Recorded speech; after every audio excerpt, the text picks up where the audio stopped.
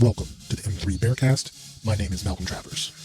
This is episode 19, and I'm going to be discussing how to love yourself and how to be happy. I know, right? Really big ideas. And the point of it being so big is that the prescriptions for being happy and loving yourself are quite simple. Ultimately, very difficult to implement, but simple in and of themselves. One of the major things I hear online is about self-love. Self-love movements, people talking about how you have to love yourself before you can love anyone else. I've often fought back against that idea, but I do believe in the idea that self-love is integral to mental health. But how do you love yourself? That is the question always. You know, the simple prescription of love yourself doesn't give you any prescriptions, any specifics about what you should do and what sort of mindset is necessary in order to love yourself. And I think one of the major things to consider about self-love is that self-love is always going to be about the other. Unfortunately, the way we feel about ourselves is often a contagion or a misappropriation of what other people think of us, intruding into our thoughts. And so we think of ourselves as fat if we believe that other people see us as fat, or we see ourselves as unattractive if we believe that other people feel that we're unattractive. And sometimes it's not any specific person, it's just like a generalized other. And part of the first step of loving yourself is separating out your opinions from those of other people. And I'm getting this from a book that I recently read called The Courage to be Disliked. And I think the title says a lot in and of itself about this aspect of self-love, and happiness comes from being courageous enough to allow yourself to be disliked by other people. Having the courage to allow other people to see you as unattractive or overweight or stupid or aggressive or mean or any number of personal attacks of your character or person, allowing other people to think what they're going to think, because they are, and you have no control over it, but also not allowing the possibility of their judgments about you to limit your actions and beliefs about yourself.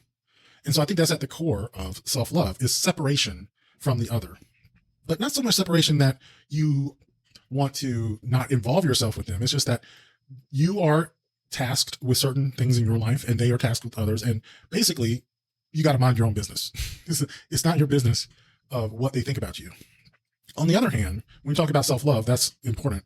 But when it comes to happiness, what this book indicated is that the opposite is true, that we derive happiness from our contributions to other people. That ultimately, if you have choices to make in your life, the choices that where you feel that you have made positive contributions to your community, to individuals, to society as a whole, often is the determination of your inner peace and happiness.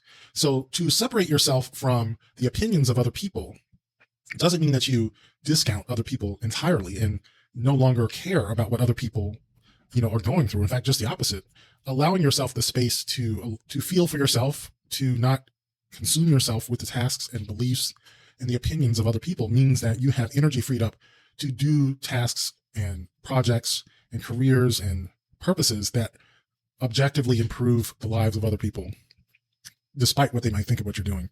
The fact that you are contributing is going to make you feel better and ultimately feel useful in your life. And that's what's so interesting about this book, is they talked about Adlerian psychology, that most all of our problems and mental health conditions, interests in life, deal with interpersonal relationships. Even things that we don't believe really involve anyone else. They tend to see that you have relationships with people alive or dead, in the future, in the past, inanimate objects, institutions, just the fact that you exist in this world. You have a relationship to your surroundings in general. And so it doesn't make sense to isolate yourself outside of that relationship that you are continuously a part of. It makes sense to actually bring yourself into harmony in those relationships. So that's one of the major things about having the courage to be disliked, is not taking away the agency of other people to think what they're going to think. Stop trying to manipulate people into believing you are a certain way or not, and just have the courage to be who you are, regardless of what other people think, because ultimately you don't have any control over them. And even if you did, that would be wrong and be outside of your task to try to manipulate what other people think about you. And ultimately it doesn't help at all. I think it's a really mind-blowing idea, really. It's simple too. It's so simple, it's almost childish to think about. But every time I get online and people are talking about self-love and happiness and things like that, this, I believe, is where people's minds are going, is the idea of having integrity. separating yourself from other people, finding out what it is truly in your life that you want to do, and doing it to the best that you can. And once you have figured that thing out for yourself and doing it well, that's where the contribution to your community and society comes in. And that's where happiness comes in. It's all connected, right? Your idea of who you are is ultimately going to be influenced by the people around you, by your surroundings, by your situation, by your circumstances. It's impossible for it not to be. But ultimately trying to separate out what you feel from the influences that are pressed upon you. And you don't have control of the influences that are put upon you. And thinking about them all the time is set up for a failure. Is basically what they're getting at in this, that you have to think for yourself. And so I think about this with the podcast. There are so many books that I've read over the years that I have tried to break down for little bits of wisdom. And the fact is, not all of them agree. They have all their own opinions and circumstances within them. And one of the things that I'm doing for this podcast is actually breaking them down and thinking about them in a more deep and intentional way for myself. Because oftentimes when I read a book like this one, I read it, it kind of goes into the back of my mind, and then it kind of just melts away. I don't really remember most of it. But what a podcast like this allows me to do is to process some of those ideas for future use, for putting it into the live streams that I do every Wednesday, and to translate it into my own personal experience. So I was thinking about in terms of some of the things that I see on M3 on Instagram, for instance, a lot of people who view the images of the men that I post on social media, they're thirst traps mostly. Sometimes there's some words of wisdom, but I try to post men who are attractive, not necessarily in the most conventional ways. They tend to be thicker, heavier, set, older, not the classic model type men. And it's an intentional choice of mine to highlight those individuals, but it's also just a natural expression of what I find attractive. And I have a lot of fun doing it. There's a lot of people on there who comment and enjoy the post. But one thing that inevitably happens is people will message me and feel inferior to the men who I've posted on those channels. And I recognize that it can be triggering for some people to see someone so attractive, but that doesn't have to be the case. This is one of the things that was in this book, is that not every stimulus is going to naturally warrant a certain response. You know, that our past is not in control of our present and future the way that a lot of times we believe that it is. Even when we're talking about trauma and abuse, it doesn't affect everyone in the same way. When you think about people who've gone off to war and bombs are dropping, the people who come back are affected in different ways. Some people are locked in things like PTSD, while others may have some other forms of trauma and ways of adapting back to civilian life, but are not affected in the same way. So, and they talk about this also in the book, that not all emotions are involuntary. You know, like when someone does something to you that would make you angry, anger isn't an involuntary response. The way that they look at it through Adlerian psychology is that you want to have a certain response, and your anger is the process by which you respond to that stimulus. So they gave the example of someone spilled coffee on them in a restaurant, and they got angry and yelled at them and asked for compensation or something like that. And they made the argument that, did I really have a choice in being angry? And Adlerian psychology would say yes, that there is a separation, that first of all, not everyone who would have coffee spilled on them would respond angrily. So that tells you right there that it's not a cause and effect response. It comes from the way you process things in your life. And emotions can be as much a reason for your actions than a cause for it. To say that you deeply want to respond in a certain way, and this emotion is the vehicle for which you can have that response in an appropriate way. And that isn't to say that emotions are completely chosen. Like they come up from a deeper aspect of ourselves. To say that you choose to breathe or you choose to beat your heart, these are things that your body does naturally. But it isn't to say that there isn't a different response that could have come up from you. So emotions and our past events are not our prisoners, are not our guards. We're not subject to them all the time, that we would think that we are, at least in this framework. And I think what's interesting about that is I often do feel that the way I respond to certain things in my life in the past or in the present really are outside of my control. And this book is saying that you have way more control over your responses and your emotions than you give yourself credit for having. And we're locked into certain patterns of behavior because we find them familiar. They're mostly based in our relationships to the people and actions in our past and present. And once we start to have different relationships to the people around us, the emotions and the responses to our past behaviors and to present actions that are happening to us will change because we change the relationship to the other. Since most, if not all, of our behaviors and problems in life are caused by interpersonal relationships.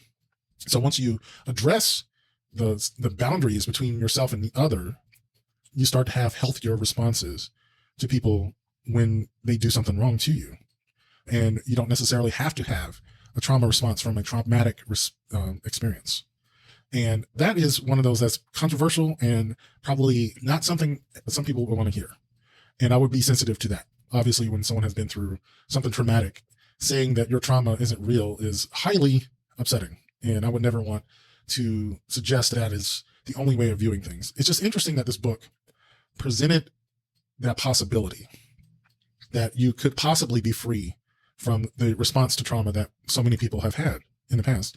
And that doesn't necessarily mean like highly traumatic experience. It could just be very upsetting experiences that keep you in certain patterns of thinking and responding.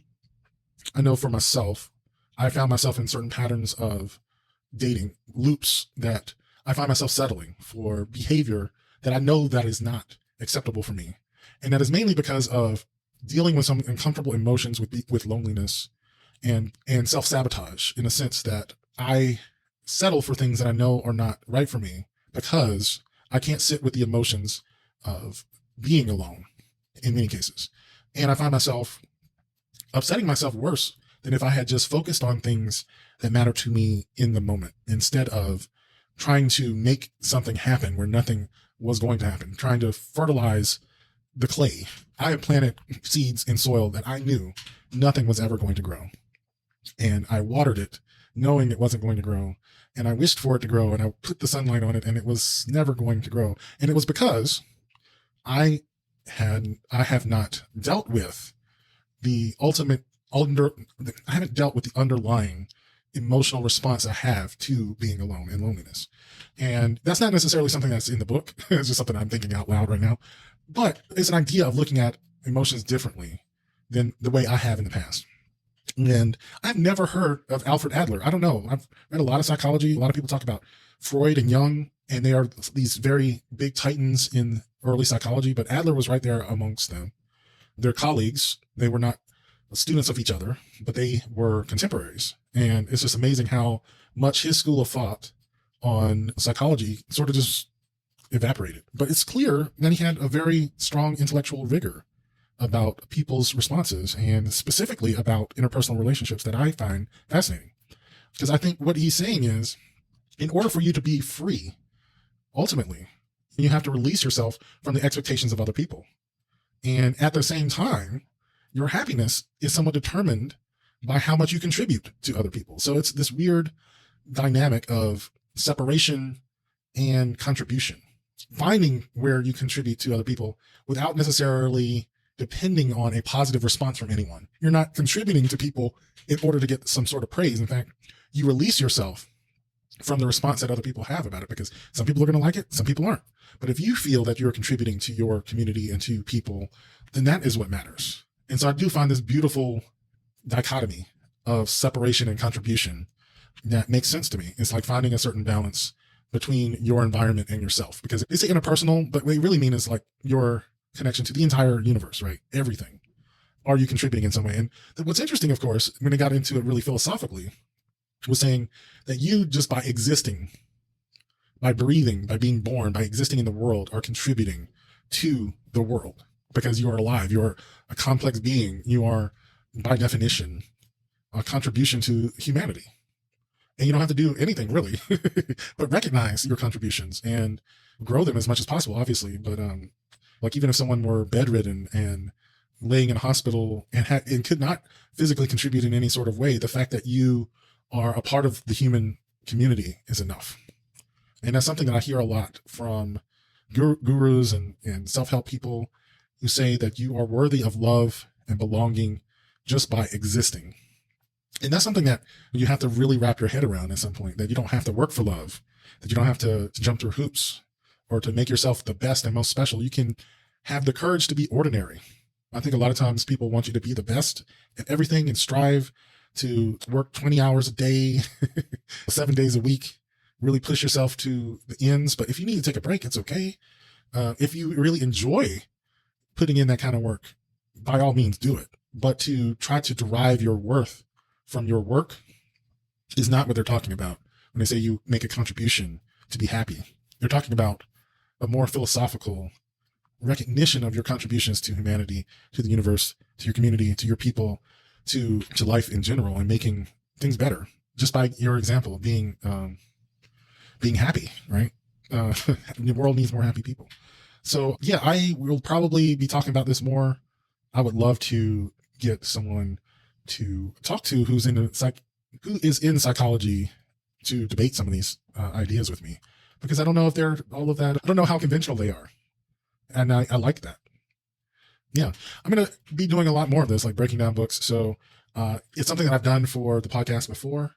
I will include a link to the Amazon affiliate program, which if you purchase the book through the link, you will give Male Media Mind a kickback from Amazon without any additional cost to yourself. The name of the book is The Courage to Be Disliked. Hey, thank you for listening to the podcast thus far. And if you're enjoying this conversation and this discussion about psychology, spirituality, make sure to join Male Media Mind on YouTube and Facebook. We have live streams on Wednesday and Saturday that are usually on these sorts of topics. I like talking about mental health, politics, spirituality, philosophy, anything that's going on in the news. Dating and relationships are a common theme in the show. And if you subscribe to YouTube and hit the bell button, you'll be notified each time we go live, and you can contribute to the conversation in the chat. We have a great time with our audience, and we'd love to see you there. All right, now back to the conversation. All right, welcome back. I want to continue this conversation about the courage to be disliked and put it into the context of our live stream that we had not too long ago. And in the live stream that was on Wednesday, I had a topic about a young woman who saw her body with fresh eyes because of a boyfriend who really didn't think of her body as a detriment to their sexual connection. And in her past relationships, she had suffered from judgment about her gaining weight because of a medical condition. And it was a liberating experience for her to have this man in her life who truly did not judge her for her weight, no matter how much she gained. And it was something that was tormenting her for a long time. But his equanimity about her weight gave her perspective and allowed her to love herself and see herself as whole, no matter what weight she was. And it got me to thinking about the consideration of how difficult it is for us to find love within ourselves, but how easy that sort of concept comes. So think about it like this. Can you remember when you were a child, how very little self-conscious we were? It wasn't until other people started judging us, our peers, maybe siblings, maybe just friends, but our natural state was completely unencumbered by the concerns of other people. And so I think we could take that knowledge and remind ourselves that to be unconcerned with other people is our natural state. All of these judgments, all of these thoughts about we're not good enough are things that were added on later. And so if they were added on after the fact, we can remove them. It's easier said than done because it's very difficult. We're afraid of being judged. That's why I like the fact that you use the word courage, because something can be easy in concept, but difficult in practice. And that difficulty comes from the fact that we don't really want to do it. We don't want to step out there and be judged. And it makes sense. It is part of our collectivism, our social animal nature. But the fact is, because we were so unencumbered as children, it's evidence that everyone can change, no matter who you are, because that is basically who we started off as. And I like one of the other things that they put into this, when they say everyone can change, we often think of ourselves as having very fixed personalities.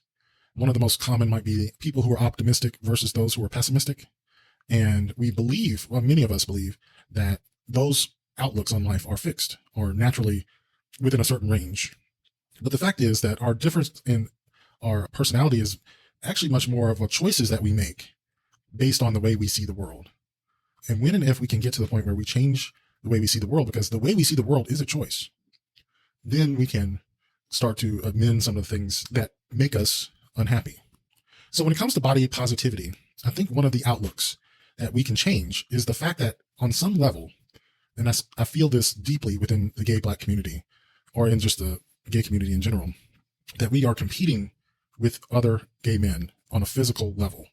whether that be financial prowess, how much money we make, how much material possessions we have, what our physical body looks like, the mates that we can pull. So we even flaunt the relationships that we have based on how attractive or successful they appear to be.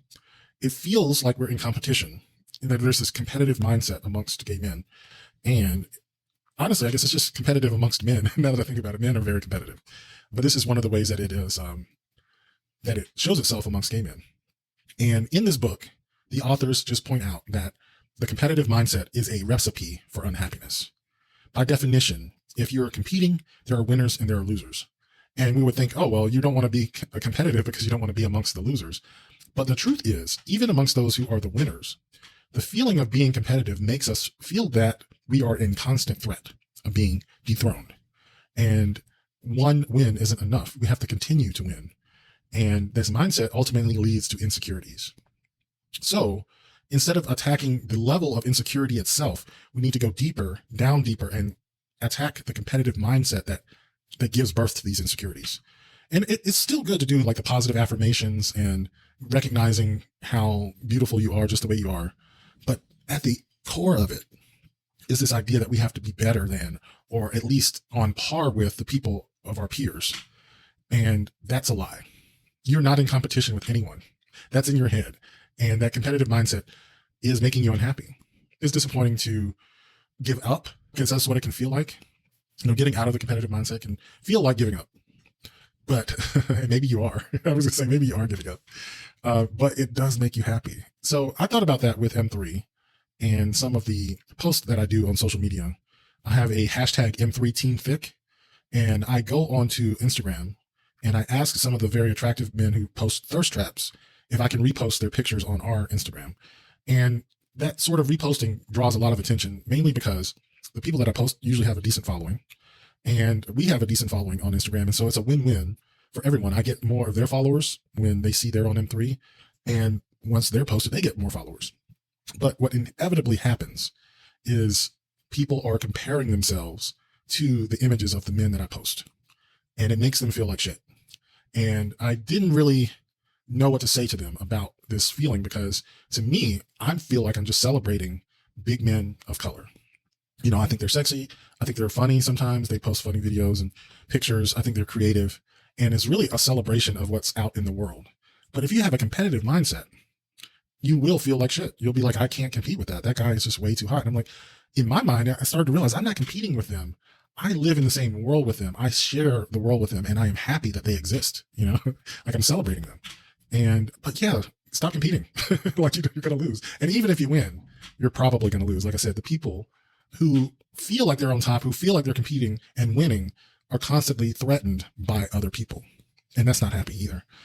And I was saying, like, a lot of our insecurities and issues deal with our interpersonal relationships. And so it may not seem like it is, but it does. And the way that we start to resolve those issues is by going deeper and even getting to the point where we have to decentralize our own experience, in a sense. So in Adlerian psychology, he has this concept of the world or global community that we belong and are a part of. And our relationship to that community means that we should decentralize ourselves in it. I think on a daily basis, we can't get out of our own head enough to realize that we are not the central protagonist in our story. Because, I mean, truthfully, all of us are living the story of ourselves. We're the main protagonist, the main star. We always are looking at the world through our point of view, and everyone else is on the stage with us. What Adlerian psychology is saying, we need to try to decentralize ourselves and see ourselves as just one point in a global community, and start to see how we contribute to the world. Like how your work contributes to the world, how your consumption contributes to the world, how your creativity contributes. I believe in the empowering effect of being a creative person, whatever it may be, putting something into the world that other people might find value in, yet not being so self-conscious about whether or not anyone finds value in it. Just making things, contributing to the global community is empowering. But even if you're not contributing much, the fact that you exist contributes. And I mentioned that before.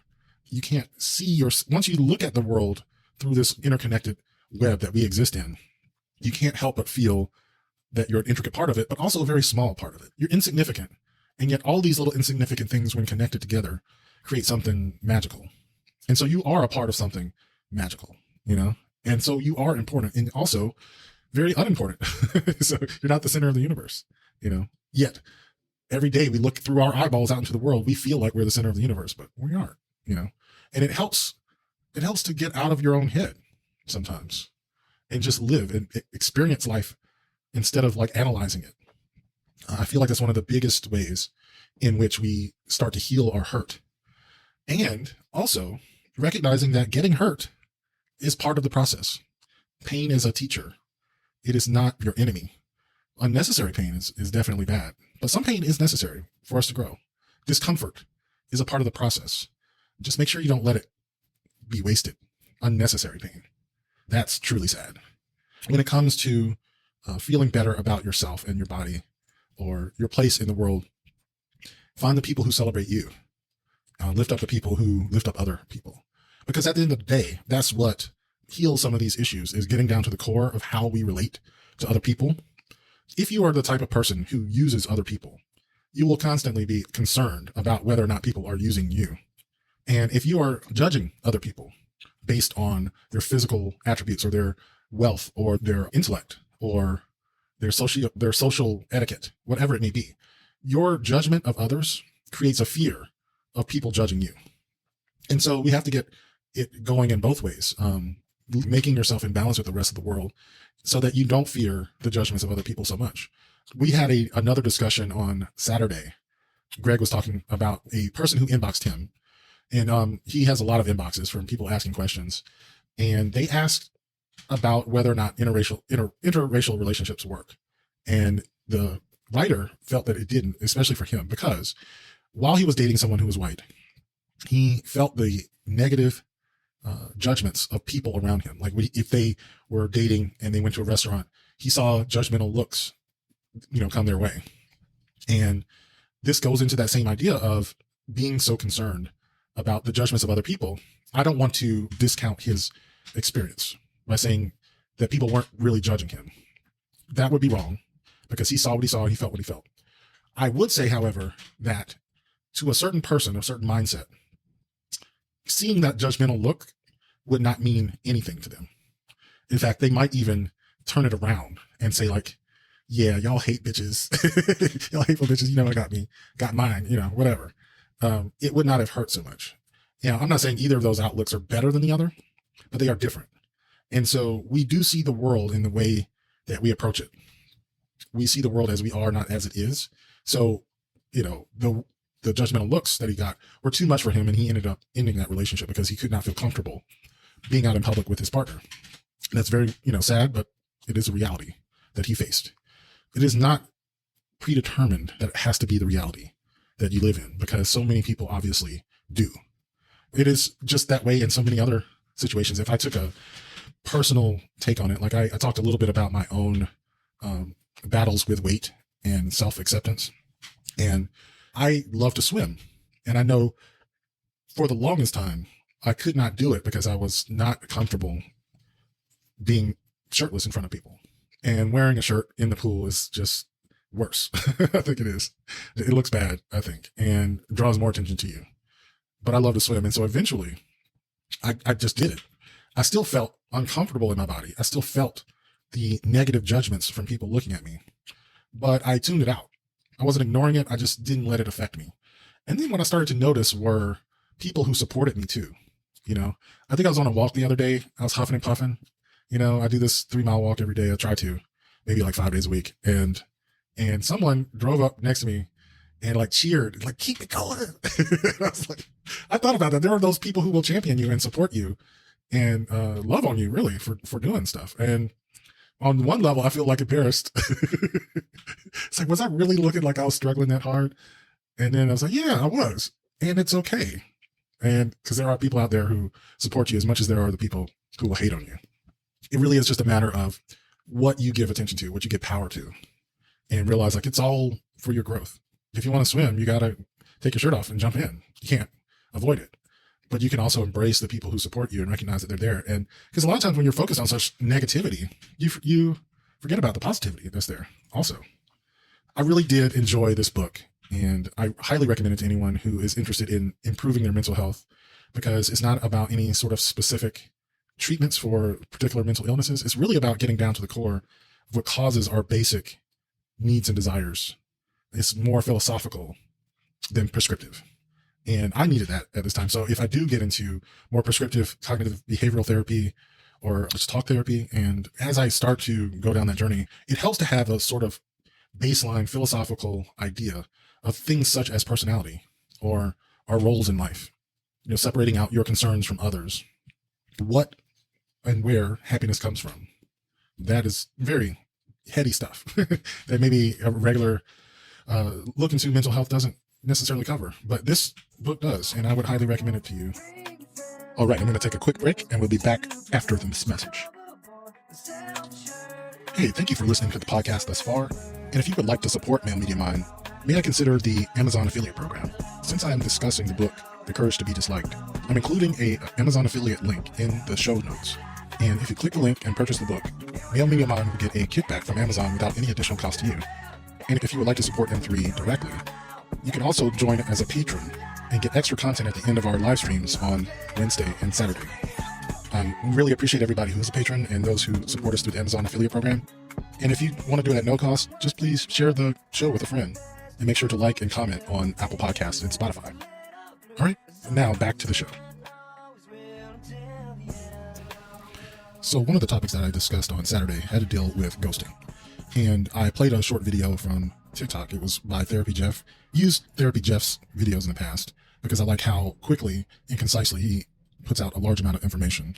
And so in the discussion about ghosting, I guess I should start with the definition. Ghosting is defined by when you are getting to know someone in a dating scenario, or even up to almost being in a relationship. The person just disappears. They go ghost. You don't hear from them. You call them. They've blocked you on social media. You don't have any way of contacting them.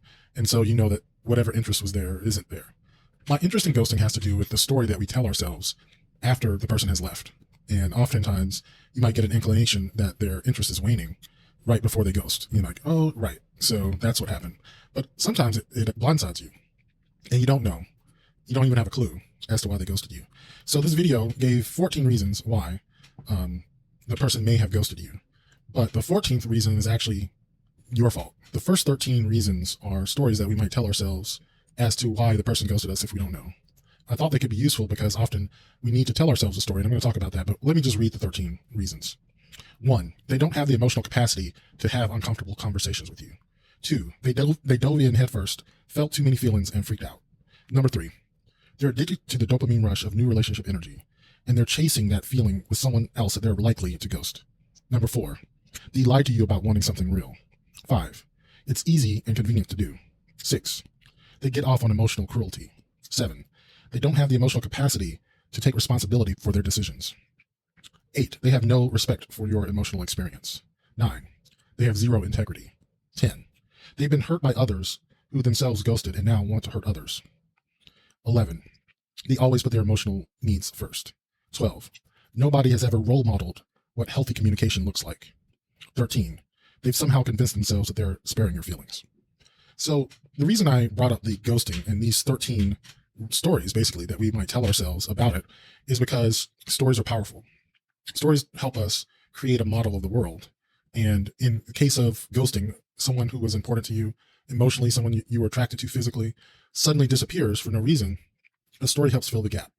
And these 13 reasons here range from ones that are more generous to more understanding to, I think, a wide range of different capacities that someone might have for like empathy, or even stories about how people have hurt them in the past and maybe they're getting revenge, or just the fact that they have no integrity or they're just liars, all of these different stories, a person that you thought you knew can be helpful and help you move on, because ultimately you're not going to hear from them again and you're going to have to engage with someone else in the future. And I think that's the more important fact is if you've been on the dating scene for a while, you've probably been ghosted a few times.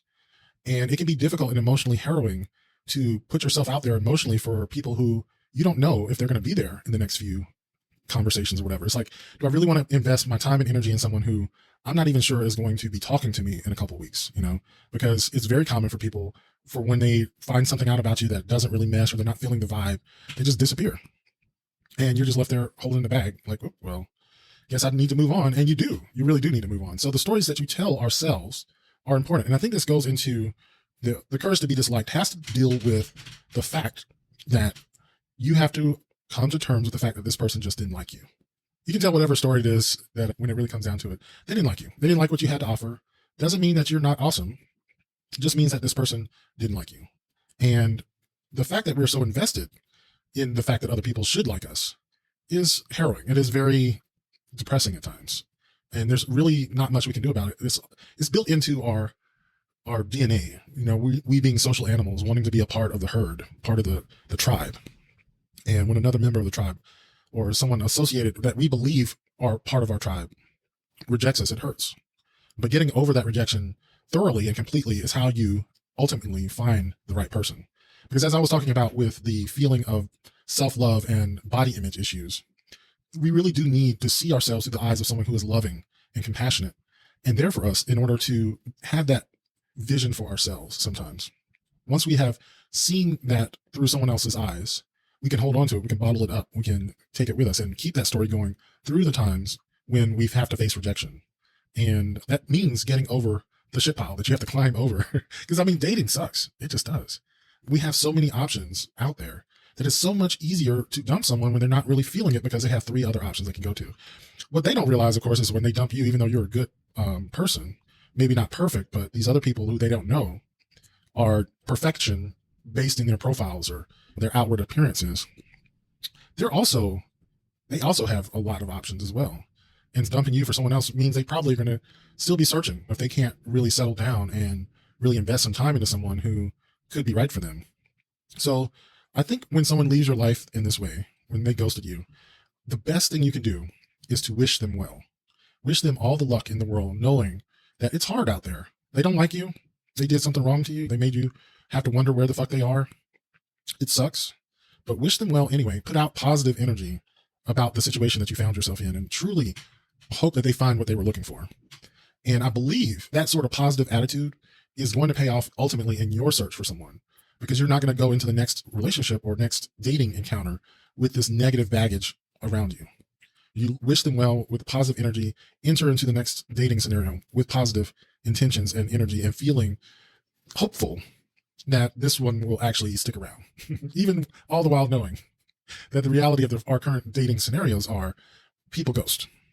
And it is unfortunate. Like, it's the downside of the technology. Like, when people's options were limited, they invested more time in the people they met because they didn't know if they were going to meet anyone else viable in the next few weeks. Whereas we got 3 or 4 people on the roster ready to go. So yeah, it's unfortunate. But on the other hand, having a roster is also a nice feeling too. Even though these people might not pan out, be ready for the rejection, accept people's judgment, and recognize that while we want people to like us, we should not be invested in how much they like us, especially if they don't know you and you don't know them.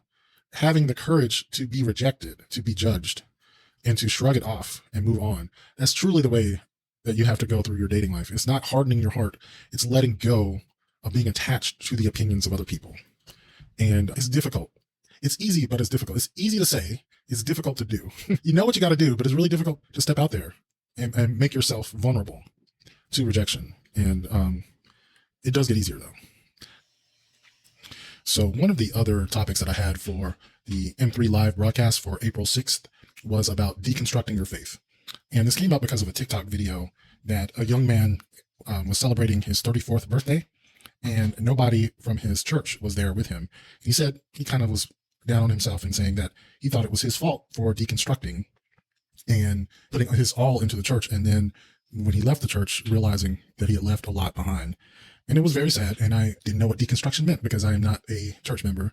I have never heard this term. I presented it to the panel. No one had heard of it either.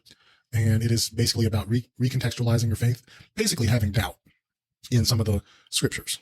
For the channels that I watched and the articles that I read, that most of the time the people who are deconstructing are staying within the faith and just recontextualizing the faith of their childhood with their adult reality, really. And a lot of it is trying to keep people in the church. And that is really great. And I applaud people for truly standing up to some of the evangelical Christianity that doesn't allow any doubt. But I thought about myself and my own faith and what deconstruction might have meant for me. And I guess, first of all, I had to say that I didn't have that sort of problem in the church. I was an Episcopalian from the earliest ages I can remember. I loved going to church. I often doubted some of the scriptures. I often asked questions, and I felt a lot of those questions were answered for me, and I was happy. But as I got older, those questions accumulated, and I realized that what I was doing was I was creating, a space for the church and its teachings, but off to the side, I was creating my own sort of spiritual beliefs that ran parallel to Christianity, but were not Christianity. Eventually, there was a break for myself, is that it was actually 9/11, and a lot of the jokes I was seeing online from people who were basically criticizing some of religious adherents for their faith in God after such a tragedy, and specifically seeing the I-beams of the towers being draped with ceremonial cloth to represent crosses. And I found it ridiculous as well, especially considering that the hijackers themselves believe themselves to be religious adherents. And I think there was a part of myself that just saw the whole certainty of religious doctrine as harmful. And I became an atheist. I just completely dropped any of the religious teachings that I had as a youth. But I wished that I hadn't. I wish that I had continued reading the Bible and contextualizing as much of it as I could. But I guess just in that moment, it was a break for me. And I recognized that I still believed in something. I don't know if I was going to call that God. So I basically considered myself an atheist or an agnostic. I mean, I guess I still consider myself an agnostic, a spiritual agnostic, I guess, saying that I'm not sure, but I'm pretty sure there's something. That's part of being agnostic, is saying you don't know. Even as I was saying that I don't know, I had my own ideas about the interconnectivity of the universe. And I felt like that was more what God was. I had this idea based in neuroscience, actually, of trying to understand what consciousness is. There's a lot of philosophy around dualism, whether or not the mind and the brain are the same thing. Is the mind something that the brain does? Or is the mind something separate from the brain?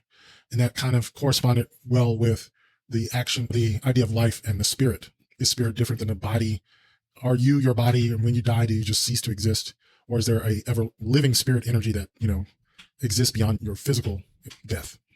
And I saw that as neuroscientists were trying to figure out what consciousness is, what the mind is, they often said it was a process. It was a process of energy, of the neurons firing in certain patterns. We don't know if the patterns are indicative of that energy or if the energy is causing those patterns, but somehow, mysteriously, from these patterns exist higher forms of order and consciousness. And I started to think, well, if that happens inside my own skull, then how about everything in the universe interconnected, forming a higher consciousness, which we could call God? That's a very weak argument because, like I said, scientists don't even know if the neurons create the pattern of consciousness. We really don't know what consciousness is. And I think that was okay. I mean, as a spiritual person, I eventually had to come to realize that all of the ideas and the concepts I have about what it means to be a spiritual person, what God is, what faith or supernatural beings are in some way, a guess, a leap of faith, right?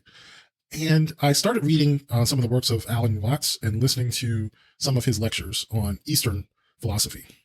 And he had this very interesting lecture on someone trying to figure out spirituality encapsulated. And he used this analogy of a man wandering into the desert and he finds an oasis and he's delirious. He's thirsty. he kneels down at the water. He looks into the water and he sees the water is like rippling in these patterns that are just beautiful, and at that moment he feels like he sees God. He's seeing God in the ripples in the water. And he's like, oh my God, I gotta figure this out. So he pulls out a bucket, let's say, and tries to scoop up the water and take it back to where he was and then say, this is God, the bucket of water. But of course, the bucket of water, when he brings it back, is not special at all. It's just a bucket of water. It's not this experience. So part of me feels like a lot of spirituality is something that happens in the moment. It's ephemeral. It is very hard to encapsulate. In fact, the act of encapsulating it almost destroys it. And part of the reason I think about that is we can still get glimpses of it, though, through those encapsulations, right? And I think when people are trying to understand their spirituality, we have to recognize that you cannot really recreate that experience. You can point towards it. You can tell stories and build theologies that will lead you to once or a while having some of those experiences. But until you've actually experienced it, it's all meaningless, really. And so that to me started me down the road of starting to accept the fact that people who are in church or in different religious traditions, even certain spiritual beliefs that I find wacky and dumb, are not for me to judge. I just started to realize, like, if people truly are questioning their faith and asking intelligent questions and inquiring about what these things mean to them, and it sounds true to them, then who am I to say that they're wrong? This was the experience that they had, and this is the explanation that works best for them, and maybe I can learn something from it. I'll give you an example that I've had a few friends who are very much into astrology, and they talk about their zodiac signs and their horoscopes and their readings and these patterns and things that they see in the stars. And I say, like, the stars are just suns way off in the distance. Like, what do they have to do with us? It's like, well, they have some gravitational fields. I mean, it's all connected. Yeah, but that's not real. That's always how I felt about it. And what happened was, over time, I started running into more and more people who I respected who believed in astrology. And I was just like, oh, I want to not hate you. I want to not think less of you. So I will suspend my judgment, because I just really hated astrology. And then eventually it actually turned its head. I started to think, well, if they see something in it, maybe there is something to it. And I'm open to it. I still think it's funny. Because for one, I've noticed sometimes people have conflicting information and it's all kind of there. But I guess the point is, when you have a system to pour your experience into, I mean, it allows you to communicate with people. It's like a shorthand on certain things when you say, well, I'm a certain sign and this is why I do this and that. And if you're already somewhat indoctrinated into zodiac signs, you can actually talk about real shit based on the most inane bullshit I've ever heard. I gotta say, this a lot of inane bullshit. But at the same time, people are having real constructive conversations through it. And I think about that when I think about just religion in general, that obviously some of these stories are ridiculous.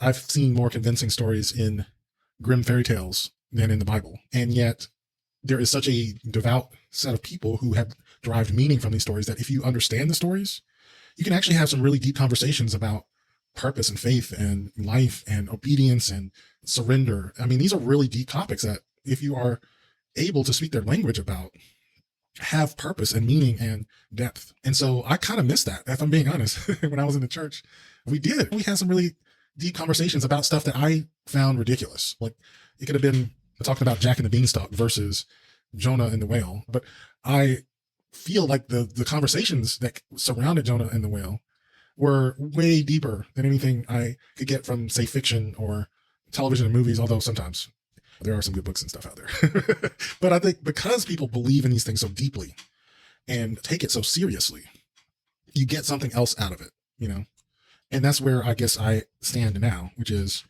I don't know.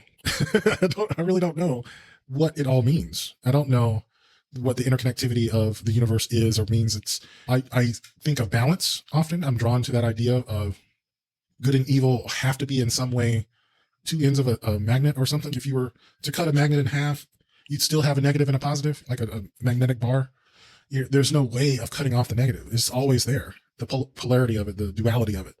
And the best we can do, even while things are in motion and moving, change is the only thing we can count on. And yet what we desire most of all is security and calmness in a ever-changing world. Too much change is chaos, and yet too little change is death, right? There's no way you can have one without the other. And so I guess my God is balance.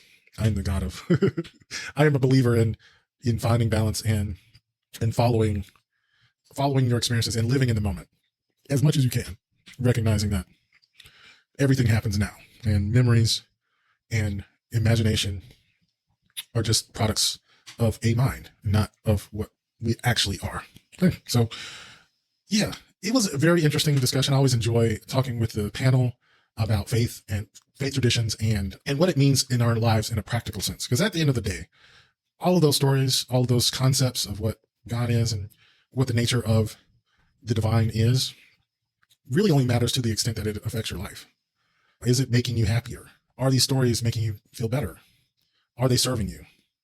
And so I'm really happy to see that people are starting to question their faith.